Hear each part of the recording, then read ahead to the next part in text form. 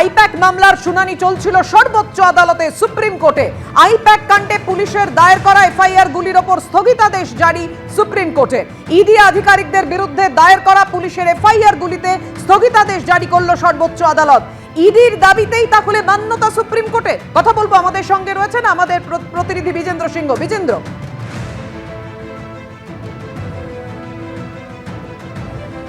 দেখো, প্রথম যদি স্টেপ দেখি সেটা ছিল রাজ্য সরকার হোক বা টিএমসি চেয়ারপারসন হোক বা ডিজিপি তরফ থেকে যারা অ্যাপিয়ার করেছিলেন তারা চাইছিলেন কি হাইকোর্টে শুনানি হোক, সুপ্রিম কোর্টে কেন করা হচ্ছে।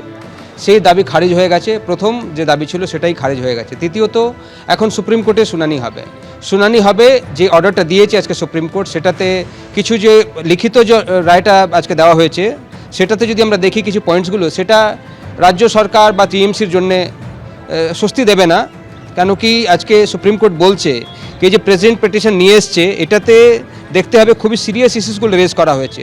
অর্থাৎ যেখানে রয়েছে কি তদন্ত যখন একটা সেন্ট্রাল এজেন্সি করছে সেক্ষেত্রে তারা কোনো স্টেট এজেন্সিকে তাদেরকে বাধা দিতে পারে, সেই প্রশ্ন রয়েছে। এবং তারা বলছেন কি এটাকে ভবিষ্যতেও দেখতে হবে কি এই ধরনের যেন রুল অফ ল যদি থাকে। রুল অফ লর কারণ তারা বলছেন কি একটা সংস্থা যদি কাজ করে সেন্ট্রাল এজেন্সি, সেক্ষেত্রে স্টেট এজেন্সিকে সেটাকে ইন্টারফেয়ার করবে নাকি বাধা দেবে, বাধা দিয়ে কোনো একজন অফেন্ডারকে তারা প্রোটেক্ট করবে। এটা যদি হয় তাহলে রুল অফ ল কোথায় থাকবে, এই প্রশ্নটা আজকে সুপ্রিম কোর্ট রেখেছে। যে আবেদনটা রাখা হয়েছিল হাইকোর্টে যাওয়ার জন্য, সেটাকে রিজেক্ট করার সময়। এবং অফেন্ডারদেরকে এইভাবে অ্যালাউ করা যায় না কি তারা আইনের প্রোটেকশন নিয়ে সেখানে তারা কোনো ইনভেস্টিগেটিং এজেন্সিকে এভাবে বাধা দেবেন, সেটা সুপ্রিম কোর্ট বলছে কি এটাতে লার্জার কোয়েশ্চেন রেজ করা হয়েছে। এবং এটাকে যদি এভাবে রেখে দেওয়া হয় সেক্ষেত্রে একটা ললেসনেসের পরিস্থিতি তৈরি হবে। অন্য রাজ্যগুলো এটা দেখা যাবে কি কোনো এজেন্সি সেন্ট্রাল এজেন্সি তদন্ত করতে গেছে এবং স্টেট এজেন্সি সেটাকে বাধা দিচ্ছে। তো একটা বড় কোয়েশ্চেন রয়েছে, তার জবাব খুঁজতেই হবে। তাই তারা বলছেন এটা শুনানি তারা করবেন।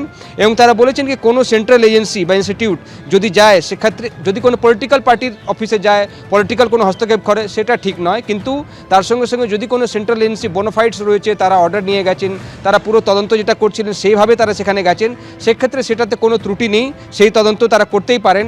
এটা শিল্ড হিসাবে ব্যবহার করতে পারে না কোনো রাজনৈতিক দল কি তাদের পলিটিক্যাল ডকুমেন্ট সেখানে ছিল তাই ইডি সেখানে যেতে পারে না বা সিবিআই যেতে পারে না। এটা শিল্ড হিসাবে ব্যবহার করতে পারবে না কোনো পলিটিক্যাল পার্টি, সেটাও আজকে সুপ্রিম কোর্ট আজকে তাদের অর্ডারে বলেছে। এবং তার সঙ্গে সঙ্গে সুপ্রিম কোর্ট আজকে বলছে কি যে সিসিটিভি ফুটেজগুলো রয়েছে দুই জায়গাতেই, প্রত্যেকজনের বাড়িতে এবং আইপ্যাকের অফিসে, সেই ফুটেজগুলোকে সংগ্রহ করে রাখতে হবে, সেই নির্দেশ দিয়েছে। এবং যত এফআইআর করা হয়েছে ইডি অফিসারদের বিরুদ্ধে সেসবের উপর স্টে থাকবে, সেটাতে কোনো পদক্ষেপ নেবে না স্টেট পুলিশ।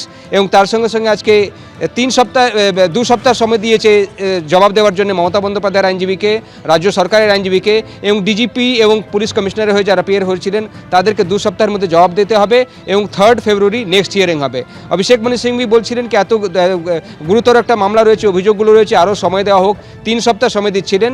তখন আমরা দেখলাম কোর্ট বলল কি যা পিটিশন এসছে এবং যা যুক্তি রয়েছে এটা 10 মিনিটের মধ্যেই এই অর্ডার তারা দিতে পারতেন।